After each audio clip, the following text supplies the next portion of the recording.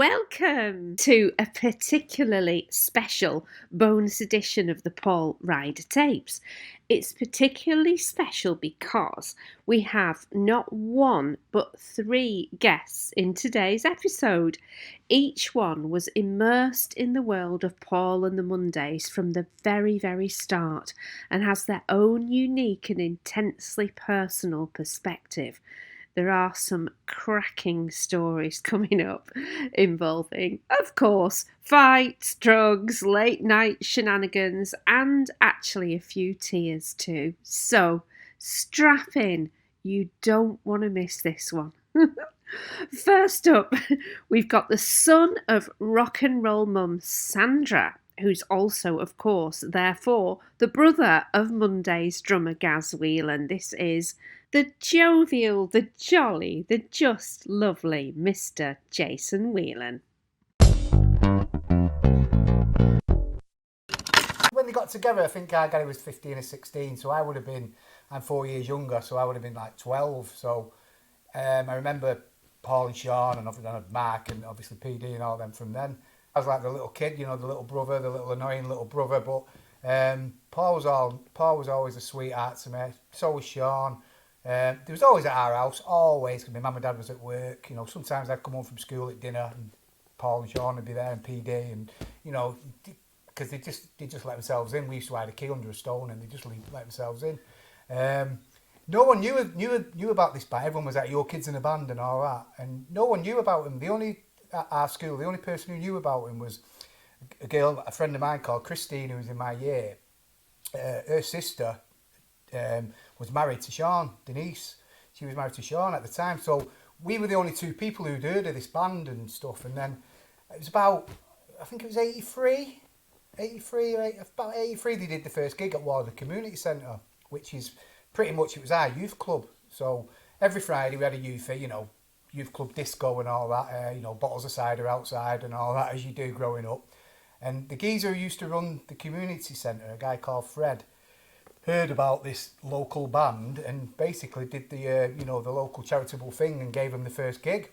I think they were called Avant-Garde, silly, crazy name. It definitely weren't called the Mondays. So it was like pretty much all my mates. It was all a load of 13, 14-year-old drunk on cider kids, lads, all pretty much our school, because it was our youth. It was, instead of a disco, we had this gig. So it was like, wow, what's going on here? And then when they did a few Joy Division covers and stuff, and it was just mad. It was just madness. And then from then on in, it was like everybody locally had this interest in them, and and then fast forward a few months, and then they started like doing gigs and stuff, and they played a lot of gigs at the International, and then Factory got involved, and they logged on to obviously New Order. I was a massive New Order fan, so it was like, wow, I was getting on the guest list for New Order gigs. My first gig I seen New Order was the Monday supporting them at the Hacienda. It went out live on the old Grey Whistle test. Not the Mondays set, the New Order set. I was like 15. Amazing. In fact, it was Bez's debut. It was the first time Bez ever got on stage. And at school the next day, I was leathered in the Hacienda, pissed on cider, went to school with an hangover the next day. Things started taking off, and it was like, the fashion and everything. They had the best haircuts. I mean, I always looked at what trainers Paul and Shaun had on, what coats they had on. They had the little goatee beards, everyone was copying off that. They had the beatnik haircuts and stuff. And they were just different than everyone else, and, a bit but cooler, shall we say. And a few of our mates who were a couple of years older than me, a couple of years younger than our kid, so that, they were like, so I would have been about 14, 15 there, they were about 18, 19. They hung about with them, with Shaun and Paul and stuff. And one lad called Cy Davis, God rest his soul, he used to work at a shop in town called Oasis, which sold all the import Adidas trainers and stuff. And obviously him, Paul, Gary, Shaun, and Bez later on, all had the best trainers on, they all had the best coats. And it was just, before they'd even got signed, before they was even doing big gigs and getting a following, there was locally, there was beginning to get a bit like a cult following, if you will. So the The first gig in town I actually seen him at wasn't the Hacienda. It was Corbiere's. It's infamous gig they did. You know how big? I don't know if you've been in Corbiere's. It's probably one of the smallest bars in town in a cellar. And they did this gig with a band called The Weeds. It was on a Sunday night. I remember it had school the next day, and it was just so loud. I mean, it was so loud, but different. You know, it just blew everyone away. And they're the memories I remember. They're the two main gigs I remember the three main gigs I remember from the early days. First one, the community centre, Corbiere's with The Weeds, and New Order at the Hacienda. I think that was 85, New Order at the Hacienda. We did quite a few gigs at the gallery. Then I went to see him at the Boardwalk, supporting Julian Cope as well. His girlfriend was there, a girl who ended up marrying Kurt Cobain. Courtney Love, yeah, she was going out with Julian Cope. I've read it online, so it must be true. I was still at school, and like all the girls in our year, they was all into Bowie and Duran Duran, which mega. I mean, Bowie were brilliant. But the lads were kind of into who the mums and dads were into and stuff, and I was into the Smiths and New Order, Joy Division, obviously the Beatles and Stones, because I shared a bedroom with our kids, so whatever he listened to, the Pistols, I listened to. So he joins this band, and next minute, Paul and Shaun are older than him, and they're introducing him to all this other music, you know, from R&B to not the Pistols, but Echo and the Bunnymen, and there was a massive influence. And then, you know, our kids signs to Factory, and he's bringing all these free vinyl records on, because it's all vinyl then, there were no CDs, and it's like ACR, Shack Up, and James, the first EP they did, the 5 Offerings from James with Johnny N on, and In From a Village and stuff, and the Railway Children, and then obviously all their influences he's bringing home. And then because I shared a bedroom with him earlier and nicked all his records and nicked all his clothes, I was like living what they were living. And you can see that you hear the influences, certainly the Bunnymen, the Beatles, ACR, Joy Division. You can hear all that in the early Monday stuff, especially the rhythm section with Arkid and Paul. It's just the Bunnymen, you know. And I think our kid told me at the time that Paul said to Gary and Mark at the time, don't listen to the Bunnymen and don't listen to the Smiths. We can't end up sounding like them. We don't want a copy of them. I think it's kind of remember him saying it years ago, which was a good thing, because obviously they would have ended up just sounding like all the other bands. New Order was massive in Manchester. The Smiths were massive in Manchester. James was getting a bit of a following, but the student following. The timing was just perfect, wasn't it? It was just timing. And then by the time Bum come out in 88, it was just a game changer. I mean, for me, the game changer was Tart Tart, which was obviously on the first album, School and G-Man. I think that was 86, 87. Hearing that, just the bass on that, and it's almost got a dance beat. You know, it could have been released last week. You know what I mean? It's just so raw. The video is done at Agecroft in Salford before the towers come down. You know, it's just dead raw. You know, the coats up, the little chin beards, and Shaun's got that coat on with his hood up, and it's just so raw and so Manchester, if you will, so Mondays. And then obviously Bez had joined then, and the gigs were just blowing up. Every gig he went to. I remember Acid House hadn't started yet. It was just sort of like coming in at Acid House. It was before it'd been remixed by Vince Clarke and Oakenfold and that. And it was crying out to be remixed, obviously. And the gigs were just, I could see the times changing. You could see it turning, and you know, they were becoming, instead of this like drugged up scally band from Salford or whatever, what they were getting labelled as, because no one would touch them in Manchester. The press wouldn't touch them. I think Leeds and London were the best following they had. They got a bit of a following in Leeds and stuff, and obviously all the Manchester Evening News, they've just spotted all these bands in, you know, in anoraks, looking at the feet with silly shoes on and daft haircuts, and you know, making good tunes, but just look like knobs. And then you've got this band, and you know, and The Farm was another, you know, in Liverpool they were doing pretty much the same thing. They look like they're just going watching United, or The Farm looked like they're going and watching Liverpool. Look, you know, they look like us. You know, they had trainers on and coats on and nice haircuts, smart jeans and smart Lacoste jumpers on or whatever. That was their image, and everyone said, you know, this famous story where there was London Records said to him, "You need an image or something. What do you want us to do? Dress up, you know." like Shwaddy Waddy or something. So it was growing, and the flares thing with the Mondays, I don't really remember that. I mean, they all wore like baggy jeans and stuff. Everyone round our way, especially, and then it grew around Salford and Manchester. He was copying what they were wearing. You know, it was like the coats, like I say, everything. And then when Phil Sachs started managing him, and he had the clothes shop in town, somewhere in Manchester, but where WEAR, top name, innit? Somewhere in Manchester. He had all like the, you know, he was selling all the baggy jeans and stuff, and the Loyce jeans and stuff, and obviously they were getting them probably for free.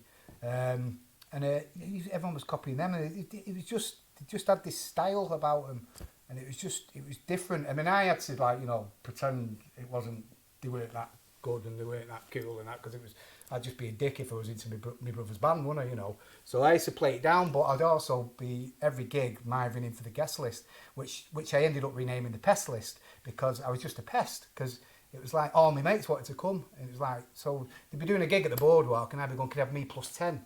And it'd be like, no, you can't, because, you know, we only get free tickets or something. Plus, obviously, imagine what Bez was doing with his guest list. Unbelievable.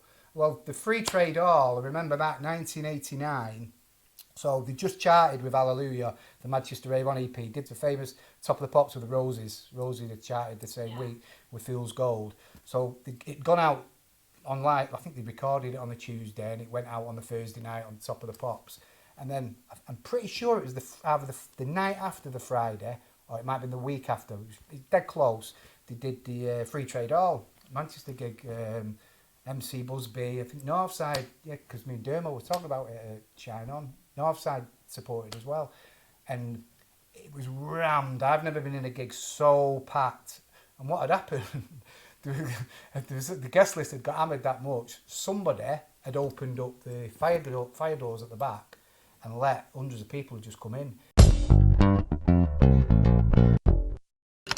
But because it was like a bit of a crush thing, it was 1989, Hillsborough had just happened, you know, the tragedy at Hillsborough.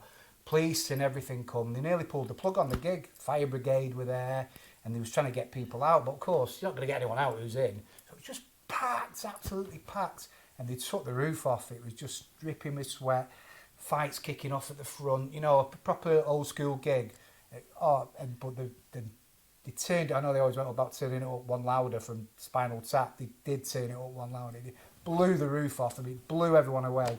And then I knew from that day on, from that gig, things are not going to be the same with this band. This is just, they just go in it. They're going, it's going to go mad now. And it did. They'd just done Top of the Pops. They'd just done the Free Trade Hall. And then I think that was October or the November.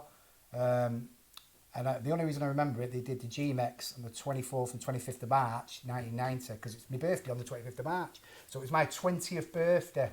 And they did 2 nights at the GMEX. So obviously I went to both nights with all my mates. And that was just, you know, with 808 State supported, there were 2 of the maddest nights in Manchester. We went to an all-nighter afterwards, and then on the Saturday we went back because the band was staying at the Midland Hotel next to the Free Trade Hall. We went back there for a after-show party and everything, and somebody again let a fire door open, and the police came, and we all got kicked out of there again, as you do. But yeah, it was just, and it all blew up then. And then they got awarded they got nominated for the Brit Award. So they had that Brits Weekender. They played Wembley Arena. And it was like a Manchester day. It was brilliant. It was on the Friday. Monday's headlined. James were on. Northside was on. Loads of other bands on from Manchester, and it was a top set. And that was just before Step On was released.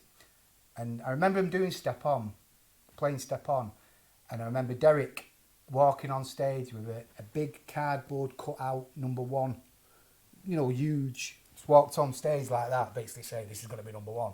The crowd were going mad, and he's just pointing at it all the way through it while they were playing. He was just on the stage with this number 1. No, it never got to number 1, obviously, but you know, that's another story. I think it did in America in a dance chart or something, you know, a remix of it or something did, and it just blew up from there. And then I used to go, me and my mates, the Yes Please tours, me and 2 of my mates, Robsy and Dovesy, we followed the tour bus in his car. So we went to London, Wolverhampton, Newcastle, right up to Glasgow. We dossed it. Well, we didn't sleep. Just went to the after shows, stereo MCs were supporting. It was just madness. When they did 3 nights at Brixton, we went in my mate's van, 2 vans, we parked on Alford's car park in Brixton, went for a shower at Brixton Sports Centre in the baths, for a shower and stuff, and dossed in the van and went to all 3 shows. It was, we did loads of mad things, following them about everywhere. It was just chaos. Yeah. The chaos what surrounded them all. We'll be back with some more stories from Jason in a few minutes. But first, we're going to meet now a friend of Paul's that he first met at the post office. This is the amazing, the lovely Mr. Andrew Hardy. Can you remember the very first time that you met him? I remember the day. I'd been working at 91 London Road for about 3 months, and Paul then came down in the December of 1980. Paul had his, his side parting and his little kind of coloured quiff in his hair, which he refused to remove. He was told by managers in the post office to get rid of the purple stroke pink quiff in his hair, which Paul refused to get rid of. So for that, he was punished and dispatched from where he was working to where I was working, and that's kind of where we met. And as soon as we met, we just got on like an house on fire. We just had the same kind of taste in music. It was very much a kind of working class thing of music, football, and going out drinking, birds, all that kind of stuff. We're on the same page. What was the music that you were both into? Still had the legacy of the punk era, so punk was still going strong. And then you had lots of kind of new stuff coming through, kind of Joy Division, New Order, Echo and the Bunnymen. There was, a plethora. You had ska music, specials. You had loads of stuff at that time. It was probably a high watermark for me of music at that time. There was so much going on musically, and as a working class lad, you kind of embrace things like that. You embrace football and going out. It was kind of tapping into different kinds of energy that were available to you at that time. And on a scale of 1 to 10, how committed would you say both of you were to actually working in the post office? Work was just something that you did to get your wage packet, which usually came in cash on a Friday. That's all you kind of lived for. You got your wage packet and that was it. You were kind of off to do your bits and pieces over the weekend and throughout the following week until your next wage packet arrived on the following Friday. So did you hang out with Paul at the weekends then?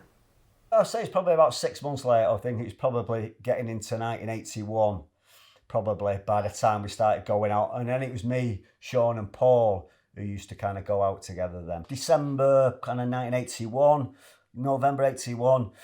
Paul was driving. Paul had his Vauxhall Viva in Hammerite Grey that he painted himself, and he was very proud of the fact that he painted it Hammerite Grey.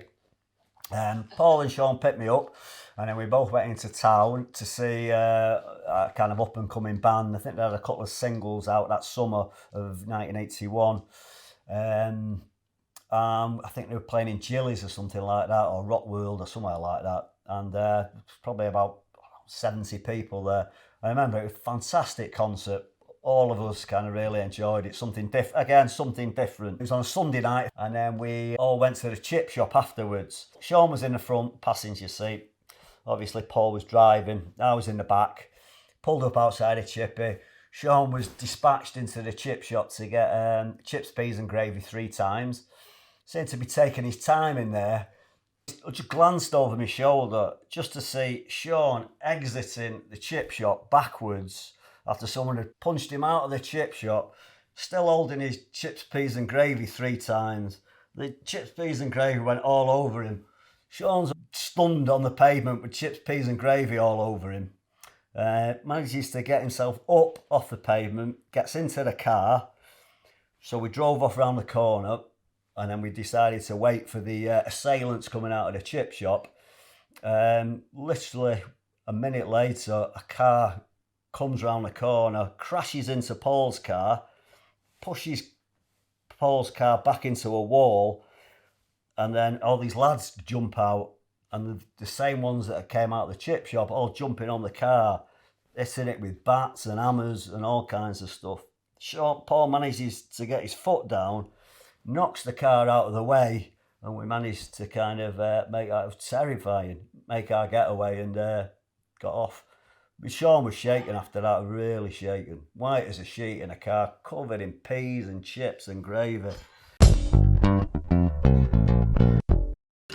Manchester, Salford at that time, it was a violent place. And that was on a Sunday night, 11 o'clock. This was way before the band, way before the band. Do you have any stories from post office days, that things you got up to at work? Fridays was our big day. Friday was payday, and back in the day, you wait anxiously for your wage packet to tip up on a Friday morning, about 10 o'clock. Always paid in cash. The money would arrive and you'd all stand there rubbing your hands waiting for yours to be shouted out, and then we'd always head off to the pub. Friday afternoon was pub afternoon, so me and Paul, as soon as we got our wages, as soon as the clock struck 12, that was it, coats on, out of the door, up to the Bull's Head. Had a game of Space Invaders and various other things, usually 2 pints. 2 pints in those days when you first started drinking was a lot of alcohol, and we'd head back to the post office, always late on a Friday, and then go and hide somewhere. When me and Paul went out on our post office driving training, you go out for 2 weeks intensive course with a driving instructor, driving around the northwest, and at the end of that 2 weeks, you go and do your test. That was in the summer of 1981, just in the middle of the riots. It was kicking off everywhere. We were off in a terrible car, driving around the northwest, you know, both take it in turns. So Paul would drive for an hour, a couple of hours. We'd stop the car, get out. I'd get in the front. I'd do drive for a couple of hours, swap. So we'd just drive all around the northwest. And I remember one day, the driving instructor said, "Where do you want to go today?" So we said, "Can we go to Liverpool?" Because it was kicking off in Toxteth then, you know what I mean, the place. So we thought, well, let's go to Toxteth and see what it looks like a couple of days after the place was kind of burnt down. And so we were driving up Upper Parliament Street. Me and Paul had been told off on numerous occasions by the driving instructor for misbehaving in the back of the car. We'd both, you know, kind of pull faces at each other whilst the other one was driving, try to put them off, you know, doing all kinds of stuff, getting on his nerves. Then finally, the driving instructor completely lost it. He had a complete meltdown. Police vans everywhere, fire engines, ambulances everywhere. There was smoke everywhere. This driving instructor just slammed the brakes on the car, leapt out of the car, runs right, Paul was driving at the time, runs right to Paul's side of the car, pulls the door open, grabs Paul out of the car, yanks him out of the car, takes him round, pins him on the bonnet, and he said, "Right, if you carry on messing about, I'm going to smash your face in." With that, chucks Paul on the floor, runs right to the other side, opens my door, drags me out, pulls me to the back of the car, pins me onto the boot of the car, and said, "Same goes for you." Sheepishly, we got back in the car. Not a word was spoken. Me and Paul, lips trembling like that, all the way back to Manchester. Oh, it was hilarious. Hilarious. Yeah, we behaved after that. That was it. That was the final straw, that was. Me and Paul then went on to deliver telegrams together. It was probably 84, 85. Both of us got sacked from the post office. They just had enough of us by that point, you know what I mean? We'd burnt our bridges. We were on our, you know, last warning, and that was it. Right. It didn't take There were no tears shed, though, from either of you. So it was either you form a band or you get off, you go abroad, you go to Europe like lots of our mates did, or you go down to London. And did you ever think that it would actually lead to where it led to? No, not at all. Not at all. I thought it'd be a kind of flash in the pan, something that he would do for a couple of years, something that he'd try and get off the ground with, but ultimately, probably, it would come to nothing. What was his relationship like with Shaun at that time? You said you hung out as a threesome sometimes. They were very close at that time. Very close. Shaun was a different kind of character then. I think Shaun was a little bit more traditional kind of character. Paul was the more, for want of a better word, kind of extreme character then. Shaun was kind of got married in the early 80s, had a girlfriend. You know, it was him both of them were kind of on the same career path at the post office. But I think Paul was almost looking for something else. I think Shaun was relatively comfortable in his own environment at that time at the post office. He got married at that time, as I said. He was a bit more stable of a character at that time than Paul was. Paul seemed to be looking for something else. And in terms of the fashion, what was the fashion at those times?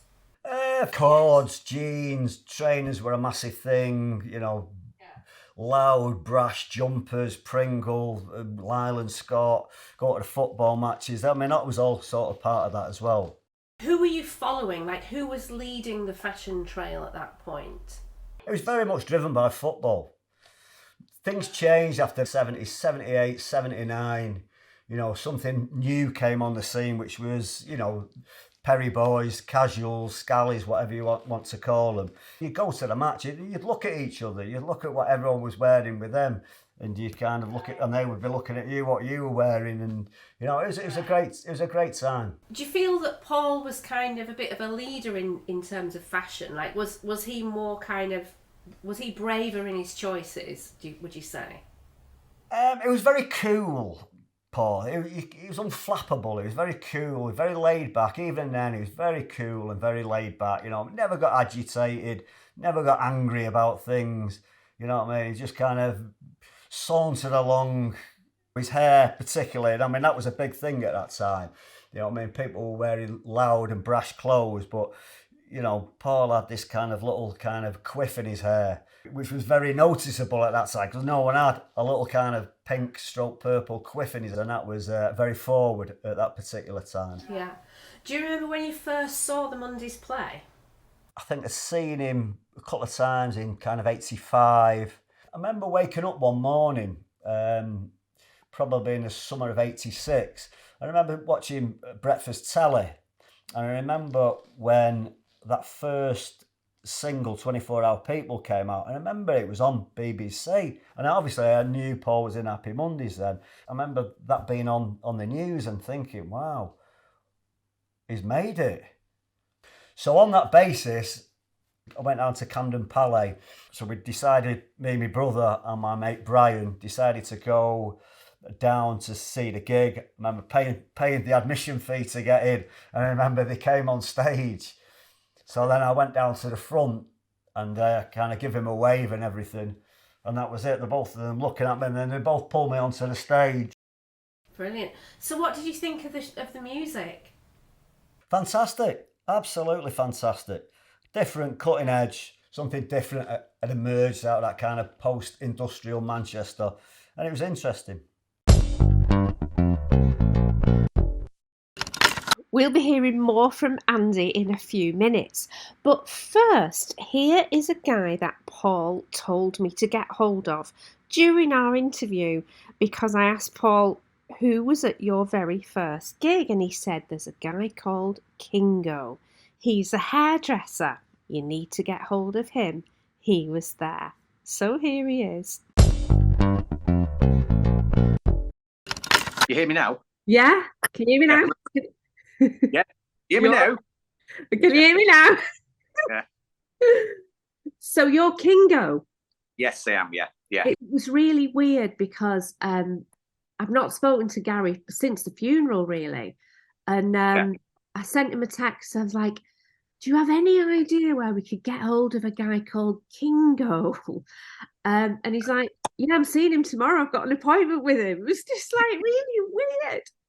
The time was just really weird. Anyway, I think it's either the first or the second episode, we're talking about the early days of the Mondays. And I said, I think it was, I don't know whether it was an avant-garde gig. I don't know whether it was... The original name, 1-6. Was it out? Right. And I said, what was the gig like? And he said, well, you're going to have to track down a guy called Kingo because he was there. I was quite taken back when Gary mentioned it. Paul had mentioned, you know. Like, he said you got to get hold of Kingo. He was there. That's who was there at our Wardley gig. You got to get hold of him. I was like, okay, we will.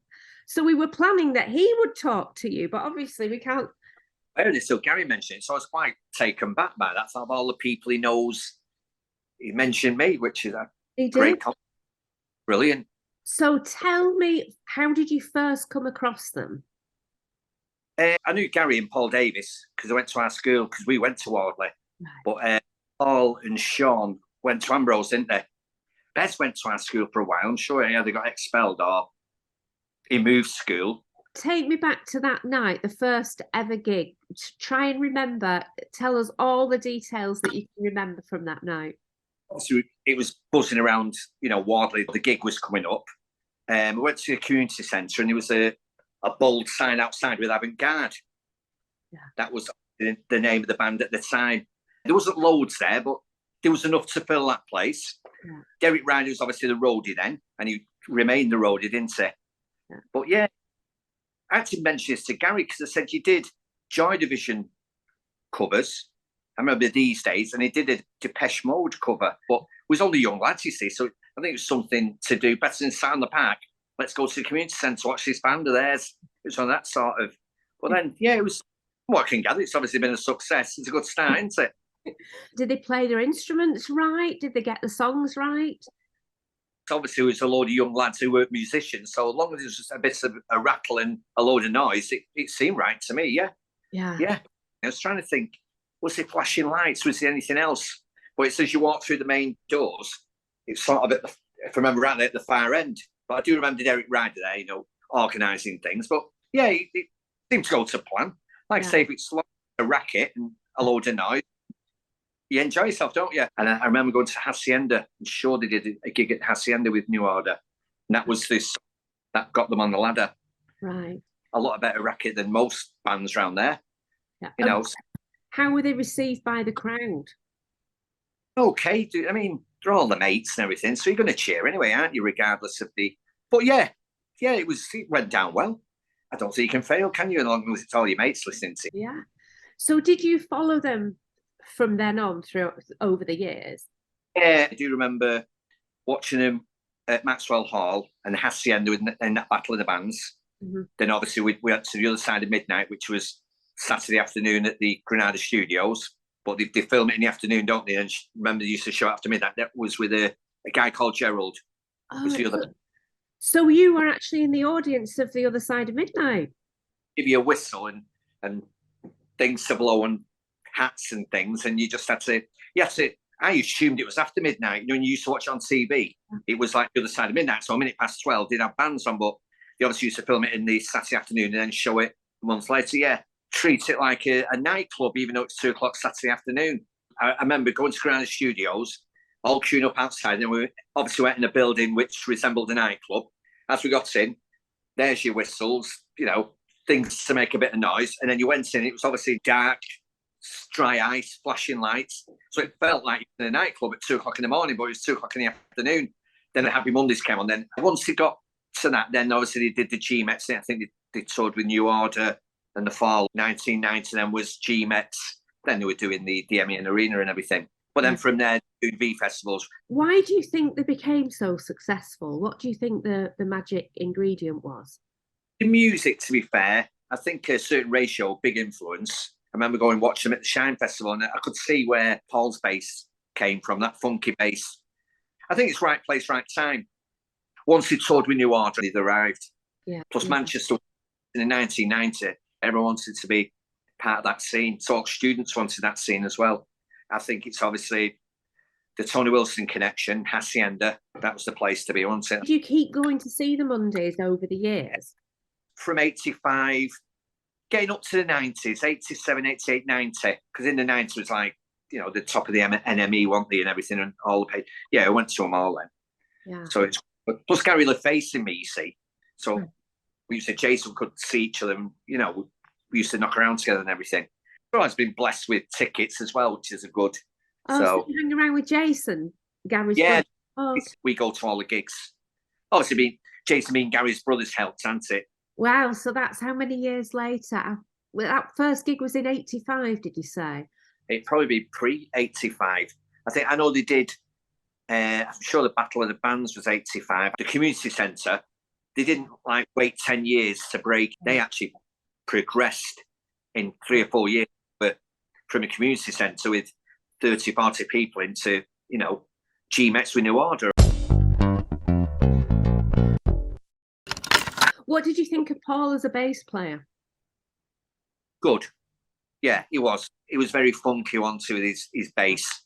And how do you feel now that he, like, going to see the Mondays if he's not playing with them? Quite strange, yeah, because the first time I obviously went to Shine Festival in November and it wasn't Paul. Yeah, it isn't the same as it. But I suppose the show must go, mustn't it? He was a real friendly guy as well and easily approachable, backstage. I was a good gab with him and everything. Can you remember how you found out that he died? Do you know, it was a taxi driver told me. So what He happened? basically got his haircut. He said, "Have you heard about Paul's?" What about Paul? I said, "Look, before you carry on, let me phone." I phoned Gaz Whelan to confirm. He just said, before he even asked, he said, "Yeah, it's true." So, yeah, a big shock. Yeah, unbelievable. He was a fit guy, wasn't he? He smoked a bit, didn't he? Always had a cig in his mouth, but he seemed go to the gigs. He wasn't drinking. He was eating fruit or whatever he eats. He wasn't overindulging, in my opinion. He was always fresh faced and approachable. And you gab with him and everything. Have a picture took with him. What do you think that the legacy of the Mondays will be like? What do you think they'll be mostly remembered for? They have produced some great albums, haven't they? Have they influenced your life in any way? It's the social side of things. Obviously we like the music, but it has influenced us that we've got to places. We've got to festivals. We've been to all these little gigs. They've got a good cult following, haven't they? Yeah. I mean, brother come home with his shaved haircut. He went, Paul Ryder was in before me, so I knew what to ask for. Sort of influence. And they were quite trendy with the clothes. You did. I'll be honest with you. As a group, you did look at them, what they're wearing. What? Let's have a look. They were quite ahead of the time. And now we're going to go back to Gaz Whelan's brother, Jason.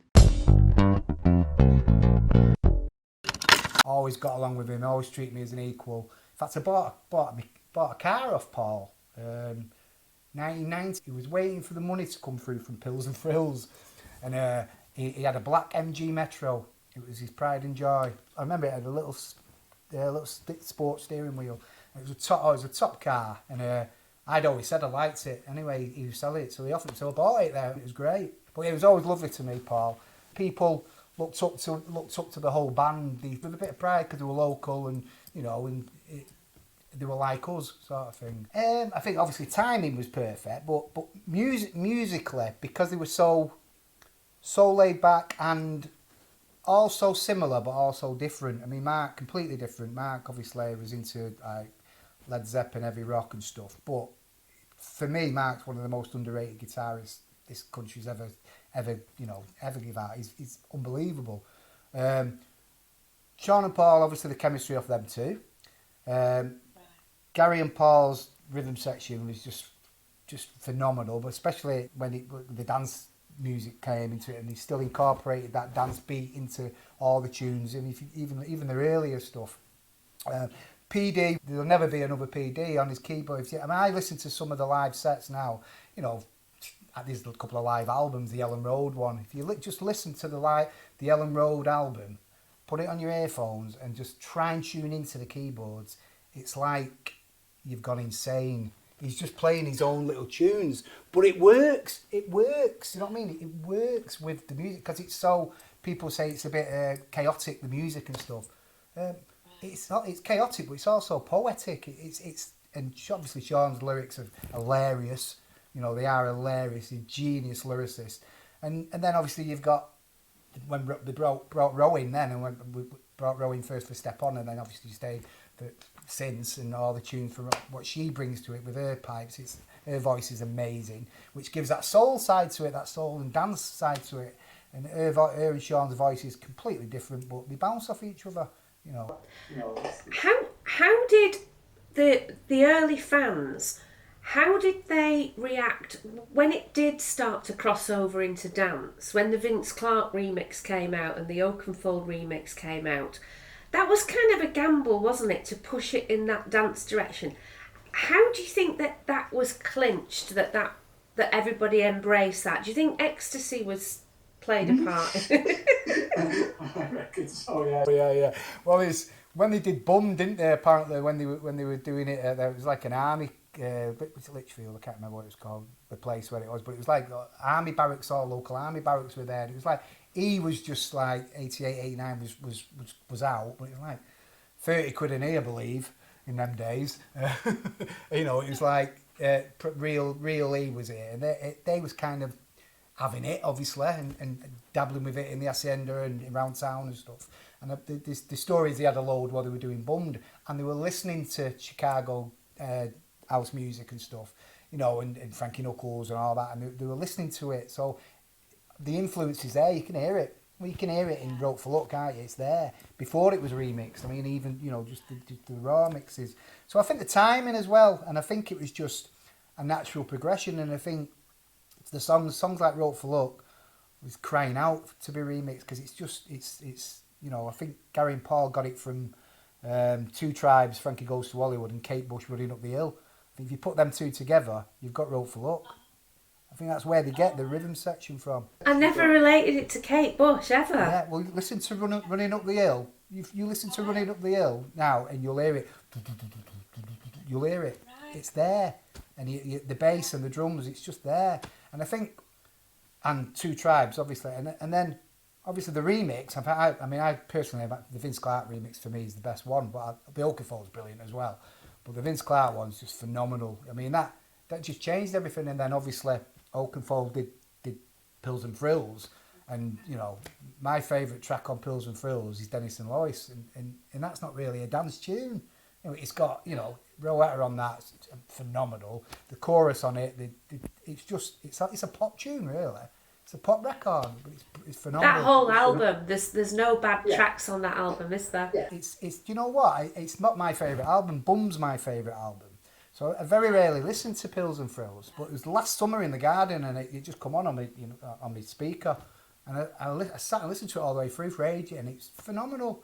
And Holiday at the end, it's an amazing tune, absolutely amazing. Gets forgotten about, you know, Loose Fit remix of Loose Fix, that remix of Loose Fix, phenomenal. Oh no, it's brilliant. But yeah, I think Yes, please. Yeah, I loved Yes Please. So I loved it. So I remember him doing it. I remember him going doing it. And then I remember Gary coming back, and I think Paul come back, and they all come back with a tape of just music and no lyrics on it. But we all know the story. And then when the lyrics, so I'd heard the album a million times before it had been mixed, and obviously without vocals. I just played it. I loved it. It was dead summery and stuff. In the same way, New Order's Technique album, I think that's a pure summer album. I'd never listen to that in the winter, ever. And I'd never listen to Yes Please in the winter. It's weird. It's just a summer album. It just makes you feel happy and sunny. And if you live in LA, it's a bit different. You can listen to it whenever you want, can't you, I suppose? But when you live here, you know what it's like here. It's dark most of the time.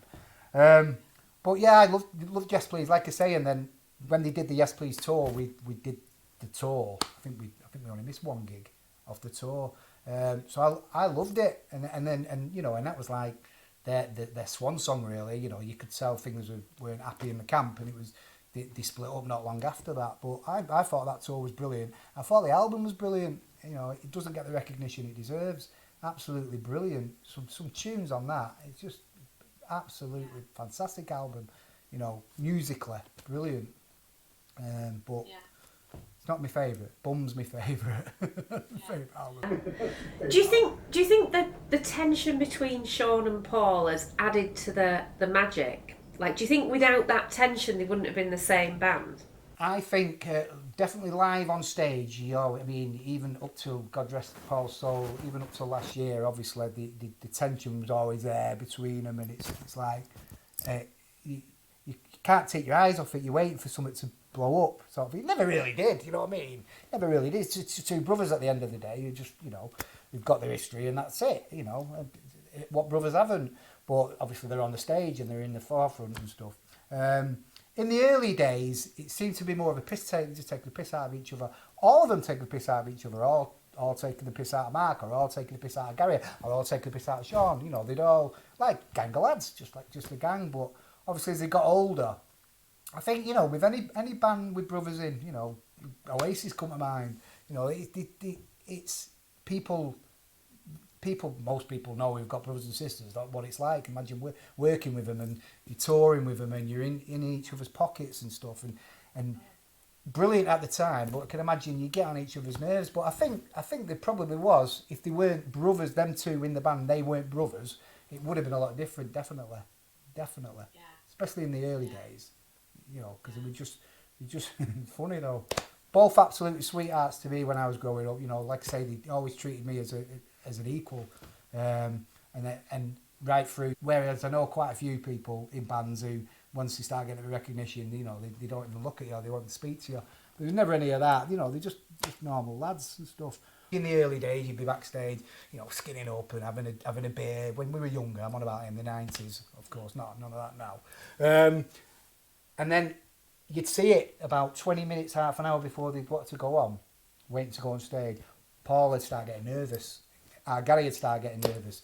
And Paul used to give me the eyes, which was me, Jace, get your mates out of here. We want a bit, you know. Yeah. They'd always want about 10, 15 minutes just to chill. Because Bez would be off doing his thing, you know, as he does. Ro would do her thing, and Shaun would be doing his thing. And Mark would just be getting pissed. You just hear him laughing. But Paul and Arkid always wanted their own bit of space, you know. So it was always a thing I'd always have to get, and I don't, you know, respect to him. And in fact, in the last 5-10 years, I don't even bother going backstage. It's just you know, it was just a thing back in the day. It was always a thing, you know. Free beer, basically. There was always a rider. There's always a load of beer free. But Paul was always wanted his 10, 15 minutes before around. You know yourself. But we completely respected that. We'd go back afterwards or something, and you know, we'd go and have a chat and stuff, and it was all dead normal. They grafted for it. It weren't given to them. You know, they grafted. They saved the time doing it. You know, up and down the country, out the back of the van. Derek driving the van, taking them everywhere. I mean, I remember our kid was never home. They were always, you know, coming in at 3 in, and Paul would come in his little yellow car, the Egg. He'd come in and, you know, he'd leave his car, and Salford hire van, and come Derek, and he'd all put the stuff in because obviously the drum kit was the biggest thing. Put the stuff in the back of the van, and they'd be off for a few days. And I'd be in our kids' wardrobe, nicking his Lacoste t-shirts and stuff, and you know, and he'd come back and catch me, and we'd have a fight or something, you know, stuff like that. But Shaun and Paul especially, and PD was always at our house. They were just always at our house, because it was like the meeting place because of the drum kit and stuff, and you know, and they did. So I have fond memories, absolute fond memories. You know, we used to play Kirby outside and stuff, and just mess about and have my first smoke with Shaun and Paul. Obviously.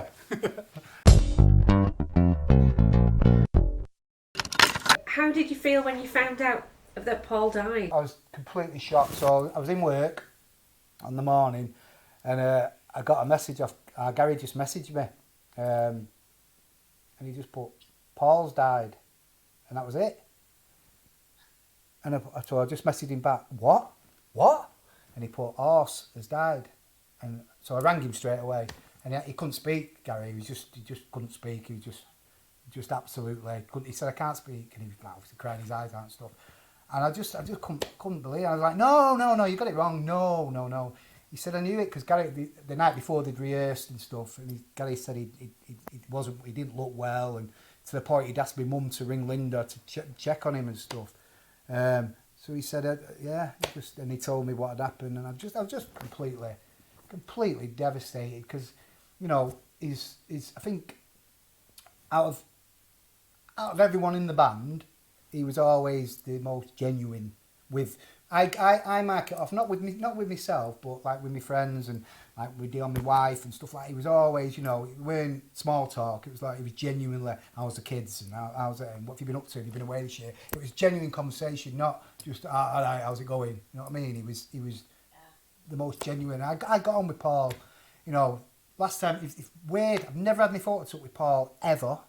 And at Linda's 80th in March, there's a picture of me, Paul, and Matt Carroll, and it's like, it's weird. And then I'd never seen him again. So heartbreaking, isn't it? Well, you know, yeah, gutted, devastated. Everyone who knew Paul was genuinely devastated, and the funeral was just, you know, the turnout was amazing. Macca from Echo and the Bunnymen doing that, and you know, Ian Brown. Ian Brown said it the best. You know, there's no one else cooler than Paul, and he's right. You know, he's right. He was. Well, you know more than anyone, the most laid back person in the world. You know, but also very sensitive and obviously very very professional about what he did. You know, like I said before about, you know, he wanted time before going on stage and stuff. It weren't all just party. You know, and when he used to be partying, drink and smoking and all that, like, it's not all about that. They were also very tight as a band. They were very tight, really, because you know what? Because he played so much. You do something a lot. Practice makes perfect, doesn't it? I'm not denying they had their off nights and stuff. Of course they did. You know, there were a few shambolic sets I've listened to, but they get away with it. You know, they get away with it because it was a loud band. You know, they were loud. But yeah, I think they don't get the credit they deserve as a band. Certainly not Paul and Mark. Definitely don't get the credit they deserve. You know. But yeah, it's just awful. It's so upsetting. You know, Paul not here anymore. It's really bad. And I know it's affected the dynamic. I know it's affected our kid a lot because obviously, you know, very close, but also not just very close. It was the rhythm section. You know, they play off each other and stuff. I feel sorry for the guy who's standing in the bass. You know, he must feel dreadful. Because he must be thinking, God, you know, I've got big shoes to fill here. I can't fill them. Yeah. But God bless him, he's doing a you know, as best a job as he can. And the band are carrying on because Paul would have said, you know, the show must go on, and pretty much. But you know, there'll never be another one, will there? There'll never be another Paul. That's as simple as that. You know. Yeah.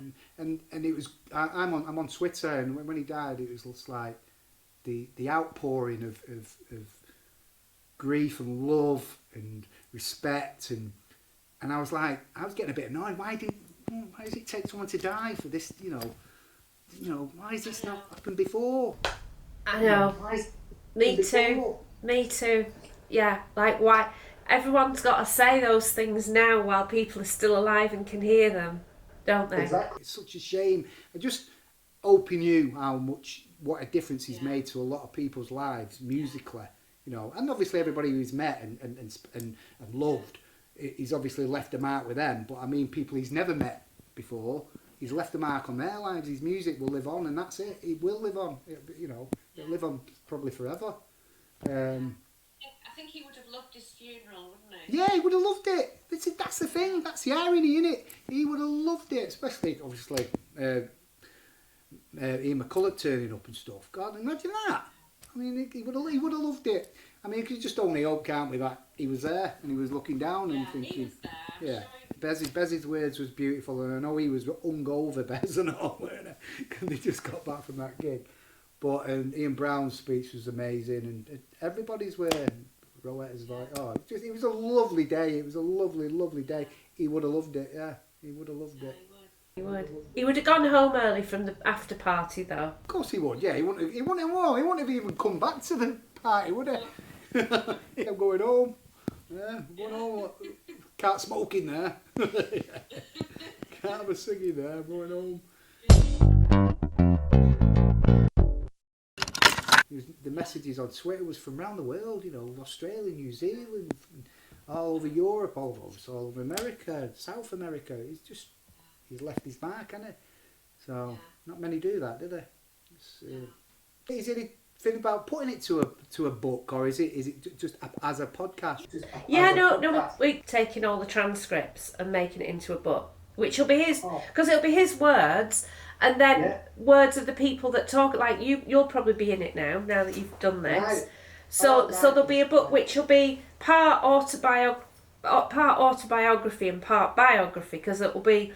A lot of it will be his words that he spoke in the podcast, but then other contributions from other people as well. So, yeah. Oh, that'd be fantastic, Reed. That'd be brilliant. Yeah.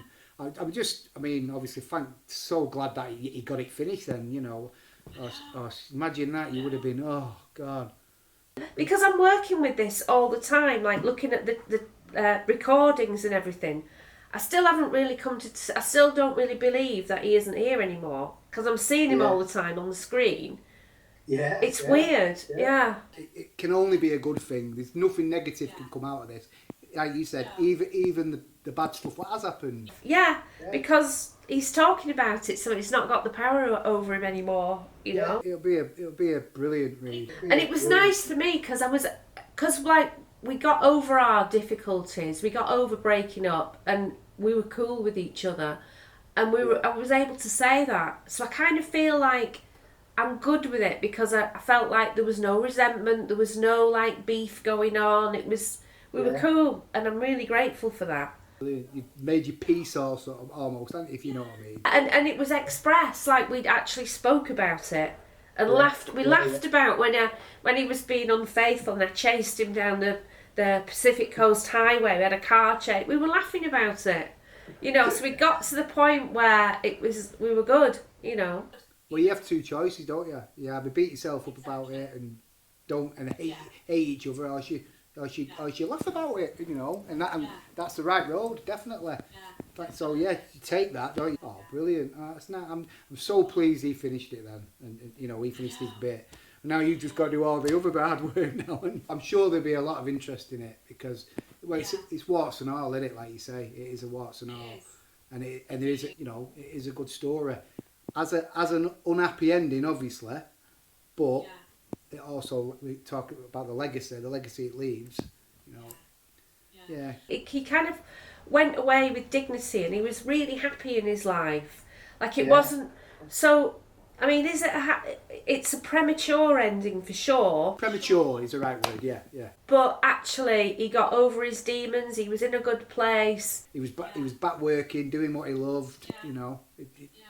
Right up to it. He was rehearsing the night before, weren't it? Yes, good. It's a good point. That it's a good point you made. Definitely. God bless him. God bless him.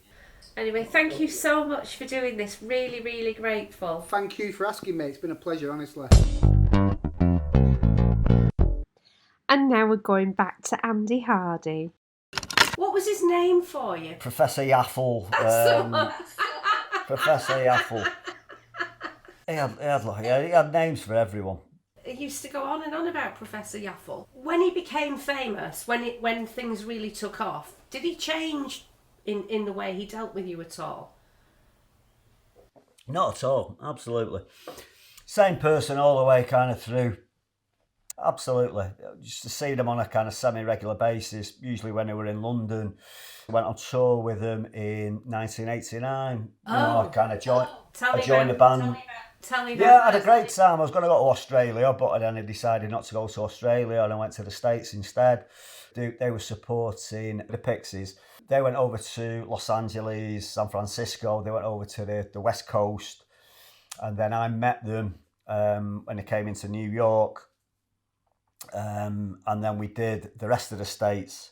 So Paul invited me on that trip. Again, it's the band's manager, and one or two other mates of Shaun's, and that was it. There was literally kind of 20 of us in a van, and as I say, you know what I mean, Paul welcomed me to that. Everything was paid for, food, dinners. I sat down with them, hotel rooms. I didn't have to get my hand in my pocket. You know, what was Paul's was mine. You know what I mean, which was great. And I shared a room with him on that trip around the States. It was just hedonistic days of going to different places. Going for drinks afterwards. There'd always people come backstage, and I remember couple of people from the Grateful Dead came backstage, can't remember where it was, and then gave everyone some acid, and then we just all got off our heads on acid and just ended up in the back of a van with a kind of big hole in the roof, I can't even remember where it was, just driving around some city in America, all hanging out the back of this roof, just laughing our heads off. Just mental times, you know what I mean? Just driving up and down freeways, down roads, all just kind of dancing along and singing along in this wagon. It was hilarious. The best of times. Was Derek with you at that point on that tour? Derek was there, yeah. Derek was in the van. Yeah, he was responsible. He always used to complain about my bag being so heavy. Had a big red hold door, which he objected to putting in the back of the van because it was so heavy. How do you feel that it was for Paul and Shaun having their dad on tour with them? No, it wasn't difficult. I mean, Derek was kind of one of the gang, Derek. You know, he was never judgy or anything like that. He never say, stop doing that, stop doing that. I'm sure in private he gave them advice about things, but he never berated them, he never said anything. You know, and I think he enjoyed it as much as they enjoyed it. He enjoyed it, that whole thing. He was at the post office at the time, and it allowed him to escape from that. You know, it gave him, he'd been doing that for quite a while. I think he'd had a chip shop before that.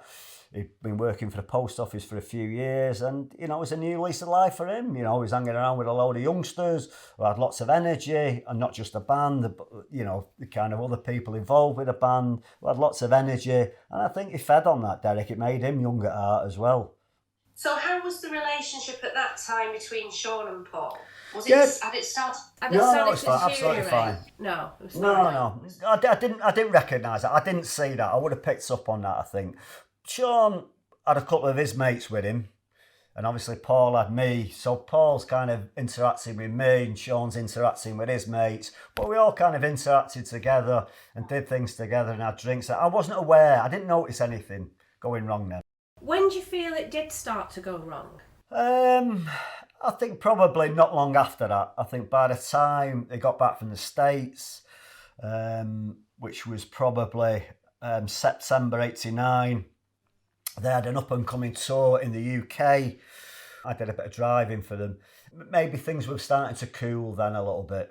So when they were riding high, did you hang around with him during that time when they were really riding high? He spent a lot of time on tour and a lot of time in the studio.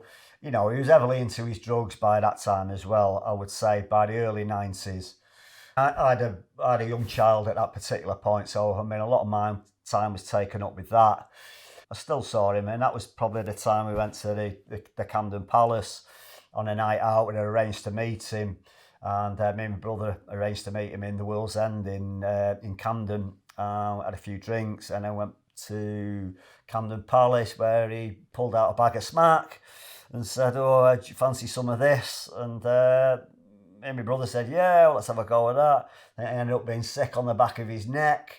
Camden Palace was massive. It was like a cinema stroke theatre. I remember sitting on a seat. I think Paul was in front of me. I think I just leant over and was kind of sick on his neck and his shoulder. Didn't particularly enjoy it. And that was the one and only time I kind of did it. How did you feel about him being into that? He's a grown man at that particular point of his life. You can't, all you can do is tell people to be careful. You can't tell people what to do and what not to do, and I'm sure we had conversations at that time about, just be careful. What you're doing is dangerous, and if you're not careful, it'll get a grip of you. Did it bother you that you could see that he was getting deeper and deeper into it? Obviously, there's a concern there, but he's the captain of his own destiny, wasn't he? There's nothing I can do, and there's nothing that I can say was ever going to change his mind. He was on his path doing what he did. All you can do is express concern, and the rest is up to them. So soon after that, and again, he talks quite a lot about the beard and breakdown days. So when he grew his James Anderson beard, I think it was you that said he was like James Anderson. Yeah, he had birds nesting in his beard. He had food all around it. I mean, I moved back to Manchester, so this was moving on to kind of 98. Things had faded with the Mondays. Shaun was off doing his other things. Paul was back at home. He was struggling with alcohol, and he was trying to come off heroin. And he was in a right state at that time. He was in a right state. Initially, he was drinking still. So me and Dave and Paul would go to pubs various in the area. We'd go round and pick him up and take him out, because basically he was sat in his house all the time, not really doing anything, not functioning well. I think his mental health was suffering at that time as well. It wasn't in a good place, Paul. He'd start the day with his, a couple of cans of Stella. He would be allocated 4 cans of Stella, which that would be it. That would be his his beer intake for the day, unless me and Dave came round, in which case we would go to the pub, have a couple of pints, have a natter, just to get him out of that environment, open his eyes to other things, have conversations with him, try and stimulate him a little bit. And then he'd go back home. And that went on for a long time. He struggled for a long time, Paul. He wasn't in a good shape. You know, he'd invariably have the same clothes on every day. He'd have a pair of tracky bottoms on, stained. He'd have a T-shirt stained. He'd have food in his beard, you know, weren't washing particularly well, wasn't looking after himself. He was in a state then at that time. What were your feelings about that at the time? I felt sad, you know, you've seen the kind of the rise and fall of someone. That's what happens sometimes when drink and drugs gets the better of you. That's the outcome. And some people manage to put the brakes on and slowly turn things round. And Paul slowly, again with the support of Derek and Linda, would never judge you, Paul. But he supported him throughout that period of time. They did a wonderful job. They just gave him that foundation for Paul to come through that. And it was going to be a long haul, and it was a long haul. But he came through it. Ultimately, he came through it. What do you think it was that got him through? Like, what was the difference between that, him getting through, and somebody who doesn't come through? I think the support of his parents and having his children there were the kind of the foundation. And I think meeting you, if I'm perfectly honest, later on in the kind of end of the 90s, the early noughties, I think him meeting you took him on to the next level. So 2008, I think it was the 16th of August, if I remember rightly, when it was the occasion of my daughter's 18th. I remember sitting down for dinner. We went out for something to eat. I remember getting a text off Paul saying, "I'm off to LA. I'll be back in a couple of weeks." And that was it. He never came back. He tricked me. He never came back. He stayed there. He had every intention of staying there, and he never came back. But yeah, went over there. 2 years later, we went over there. Had a fabulous time. Fabulous. And then the band got back together again in 2012. How did you feel when you found out that the band were reforming and he was going to be part of it? I felt all right with that. But I think Paul was... He'd come through everything by then. He was a much more kind of grounded character. And I didn't have any kind of anxieties. You know, obviously there was issues between Paul and Shaun then. I thought that would be okay. And it was. Yeah. Did you continue any kind of relationship with Shaun? I mean, I was more Paul's friend than Shaun's, but I could see by that time, you know, there was a lot of issues between them two, which they could never, for whatever reason, resolve, could they? I mean, I think they tried, and I think third parties got involved and, you know what I mean, tried to get things kick-started again in their relationship, but, you know, whether they would have sorted things out if Paul had still been alive, whether they would have resolved things, I very much doubt it. I think that probably would have gone to the grave, that one, to be honest. I just think it's too far gone. You know, Paul living on a different continent now, Shaun over here doing his own bits and pieces. I just think I was never going to... It probably wouldn't have got back together, that one. Probably. That's my opinion on it anyway. Sad, because they were so close in those early days, them two. So close, did everything together. Everything, thick as thieves. So, in much more recent times, how often were you seeing him? I would see him when he came over. He'd always kind of come over. He enjoyed knowing what all our other mates were doing. You know, the ones that we used to go drinking with in the bad old days when he was ill. You know, we'd always ask about what Phil was doing. You know, and everyone. He'd always take an interest in all his old pals and stuff like that, even though he was living a different life. Now in Los Angeles, he was always took an interest. He always had that duty of care. And he didn't just say those things, he meant those things. Do you remember the last time you saw him? I do remember the last time I seen him, yeah.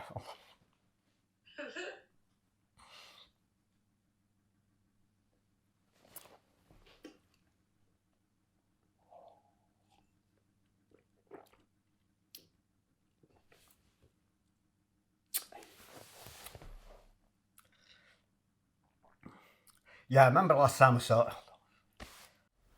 You're setting me off.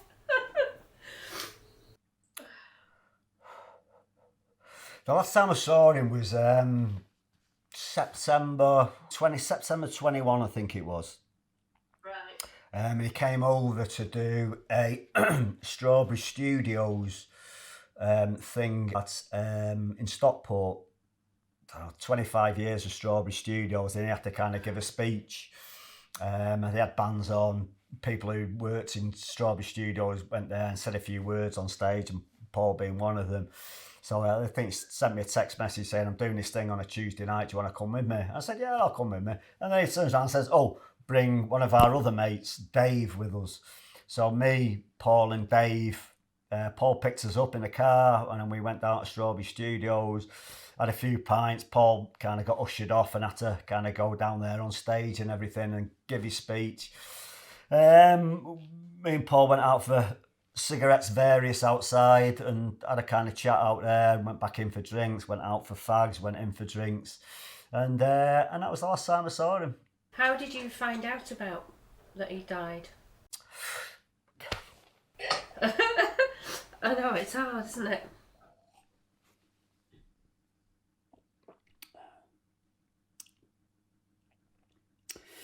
I think it was a Friday afternoon, and I remember I'd done a COVID test that morning and got diagnosed with COVID, so obviously I had to kind of stay in for 3 days, and I think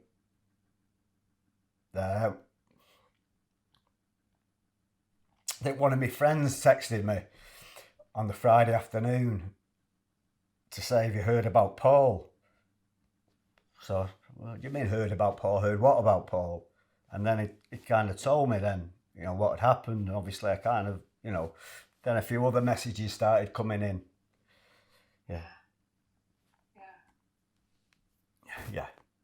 Yeah, absolutely devastated.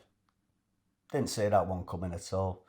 We'd been in contact during last year. Paul had mentioned about going for health checks and stuff like that. He said he had pneumonia or double pneumonia, as he said. And he said he was really ill for a few days, but then he pulled through. He'd had all the checks. He'd been signed off. Everything was fine and dandy. And Linda had gone over to stay with him, or was going over to stay with him for a few weeks. And everything was fine. So that's how it was kind of left. And, you just expect that same kind of continuum.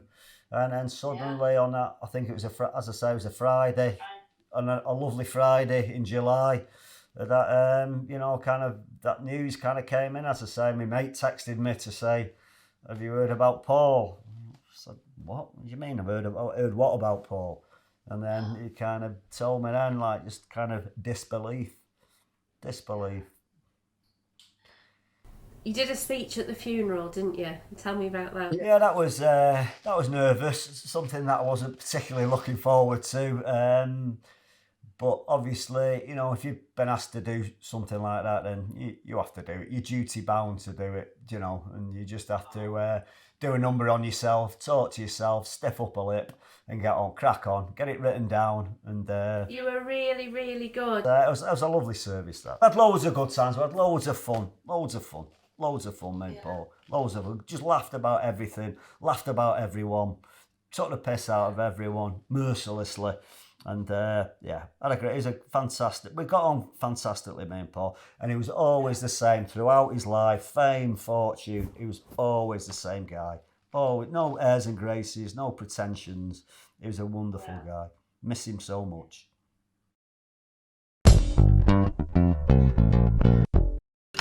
That's all we've got for you this week. I hope you had some tissues ready there. We're playing out with a song that Paul did with his LA collaborator Matt Cheadle called Real World.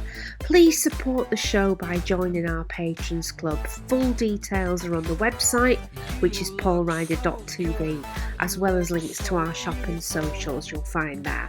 We'll be back same time, same place next week with the new time for the video premiere of 6 p.m. UK time, with more special guests, and I'll be live in the chat. And as usual, if you can't wait till next week for the next episode, it's launching right now on all of the podcast platforms, so you can have a listen to it there. Have a really brilliant week, big thanks to the lovely Jason Whelan, Kingo and Andy Hardy, as well of course to the man himself, who I do hope is watching from up there, to the late great Paul Anthony Ryder.